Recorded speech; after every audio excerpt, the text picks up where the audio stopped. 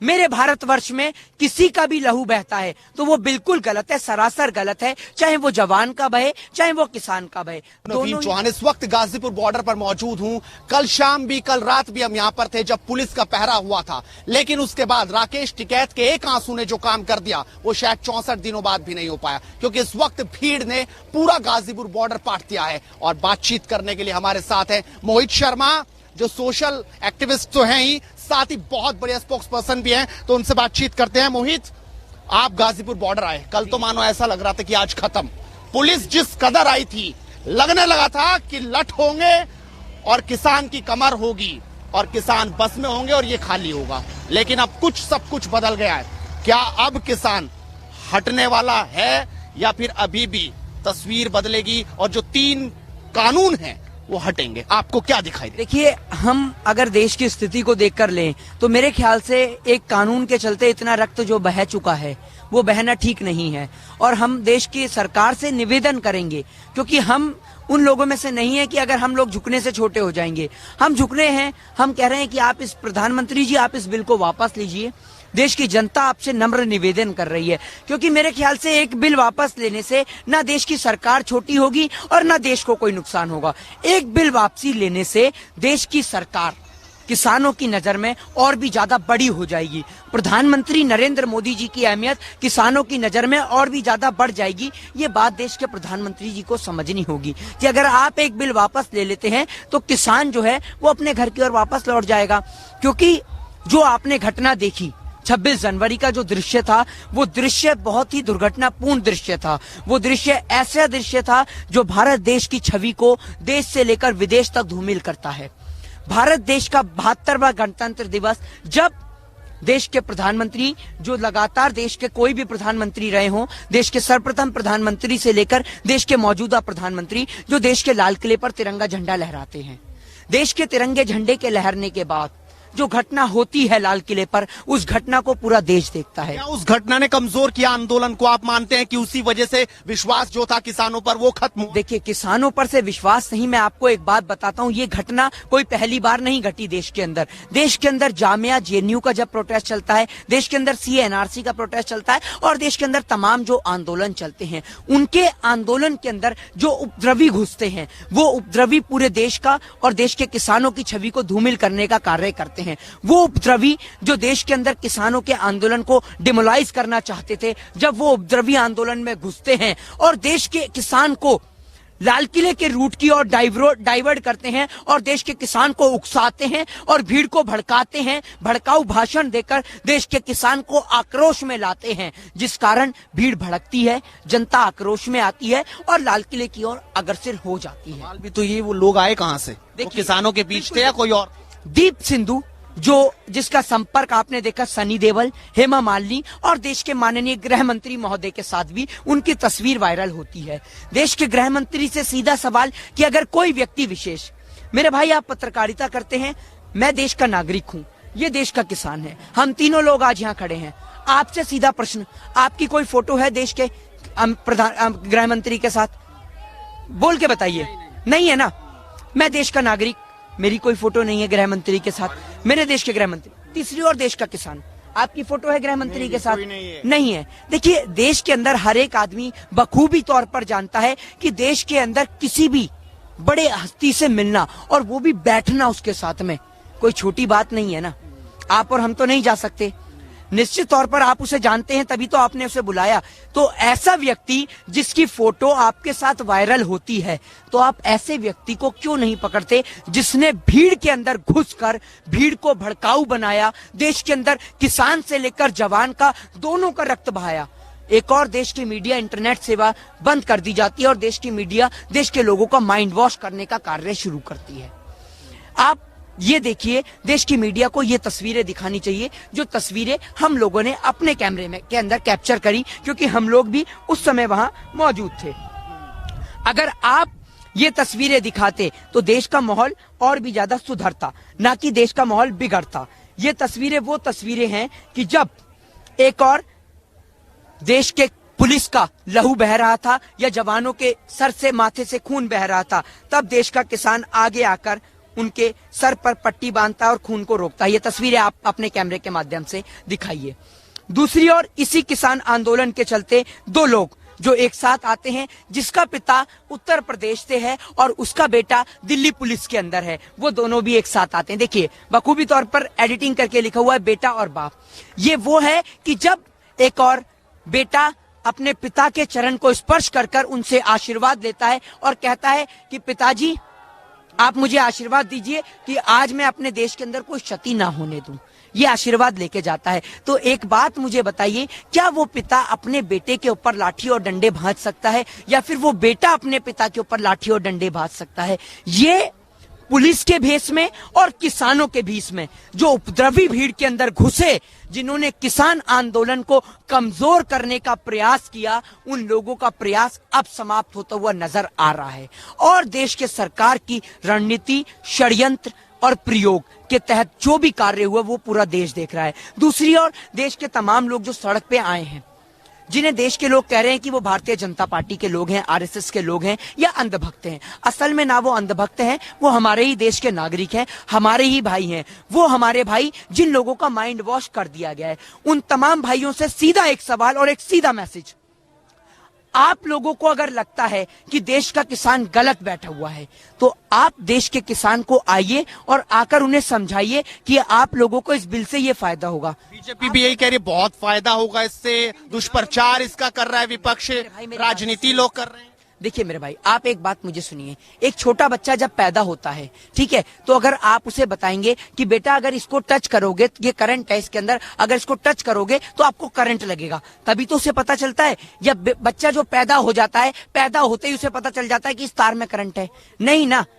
एक बच्चा, उसको चलाना भी सिखाया जाता है, वो चलना सीखता खुद नहीं है। अगर एक बच्चा जो बेड पे ही पड़ा रहे, क्या वो चलना सीख जाएगा? नहीं सीखेगा ना। एक पक्षी जो पैदा हुआ, उसकी माँ भी उसे उड़ना सिखाती है, तभी तो वो उड़ता है। तो यही देश का हाल है। अगर कोई नीति, नियम, कानून आप लाए हैं और उसका फायदा आप देश की जनता को नहीं समझा पा रहे, तो देश की जनता तो उसको गलत ही समझेगी। अगर आपको फायदा नजर आ रहा है तो आप लोगों का भी स्वागत है, आप आइए और समझाइए। आप लोगों को कोई मारपीट तो रहा नहीं है, आप लोग आइए, आपका मोस्ट वेलकम है। देश के किसान को समझाइए, क्योंकि अगर मेरे भाई, मेरे भारतवर्ष में किसी का भी लहू बहता है तो वो बिल्कुल गलत है, सरासर गलत है। चाहे वो जवान का बहे, चाहे वो किसान का बहे, दोनों ही गलत है। और देश के अंदर तिरंगे का अपमान जब होता है कि जब हमारे देश की संस्था, एक संस्था जो देश के तिरंगे झंडे को अपने कार्यालय में नहीं लहराती, तब तिरंगे का अपमान होता है। वो तिरंगे का अपमान देश का किसान नहीं कर सकता जिसने अपने सारे ट्रैक्टरों पर देश का तिरंगा लगा रखा है। मोहित, अब सवाल ये भी है कि 64 दिन हो चुके हैं, आज 65वां दिन है। 64 दिन तक तो ये आंदोलन किसानों का आंदोलन था, यहाँ पर किसान था, कोई नेता नहीं था। लेकिन आज जब 65वें दिन सूरज उगा, उस काली रात के बाद जब लगने लगा था कि अब ये खत्म होगा, लेकिन सुबह होने के बाद नेताओं का जमावड़ा यहाँ पर दिखा। अलका लांबा जो कांग्रेस पार्टी से हैं, उसके अजय कुमार उर्फ लल्लू जो कांग्रेस पार्टी के अध्यक्ष हैं यूपी में, जयंत चौधरी जो खुद अध्यक्ष है अपनी पार्टी के। क्या अब इस किसान आंदोलन को राजनीतिक रूप से भी फायदा राजनीतिक लोग ले रहे हैं? देखिए मेरे भाई, आप एक बात को सीधे तौर पर समझिए। अगर कोई भी व्यक्ति राजनीतिक तौर पर संगठन से जुड़ा हुआ है या राजनीति में है, तो क्या वो देश के किसान को समर्थन नहीं दे सकता? दे सकता है।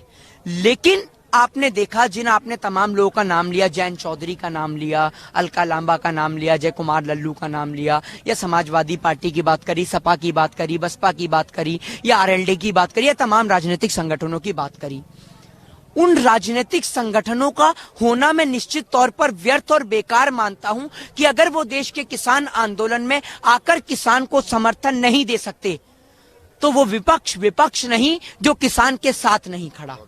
अगर विपक्ष है तो भूमिका दिखाइए और आइए और आकर किसान को समर्थन दीजिए, क्योंकि किसान इंतजार कर रहा है कि लोग आए और किसान आंदोलन को समर्थन दें। क्या भारतीय जनता पार्टी जो विपक्ष में जब रही तो क्या वो आंदोलन में नहीं आती थी? क्या तब हिंसा नहीं भड़कती थी? या तब देश के अंदर आंदोलन नहीं हुए? देश के अंदर बहुत बड़े बड़े जनव्यापी आंदोलन हुए हैं। और आप समझिए, अगर राजनीतिक पार्टियां इन मुद्दों को नहीं भुनाएंगी तो क्या अमेरिका में बैठ के डोनाल्ड ट्रंप इनको भुनाएगा? या आप देखिए कि शिंजो आबे भुनाएगा या श्री जिनपिंग भुनाएंगे? कौन भुनाएगा? समझ रहे हैं, या नवाज शरीफ भुनाएगा। अरे श्री काहे के जिनपिंग, वो जिनपिंग जो भारत देश की आज भूमि पे कब्जा कर चुका है। आज प्रधानमंत्री मोदी को समझना होगा कि महोदय, आज जो देश का किसान यहाँ बैठा है, आज हमें और आपको एकजुट होकर चाइना को मुंहतोड़ जवाब देना था। वो चाइना जो अरुणाचल प्रदेश के अंदर भारत देश की सरहद को कैप्चर कर चुका है, उस पे अपना हक और अधिकार जमा चुका है, आज उसको मुंहतोड़ जवाब देकर भारत देश की मातृभूमि से खदेड़ना था। लेकिन आप तो अपने ही देश के लोगों को लड़ा रहे हैं, जो सरासर गलत है।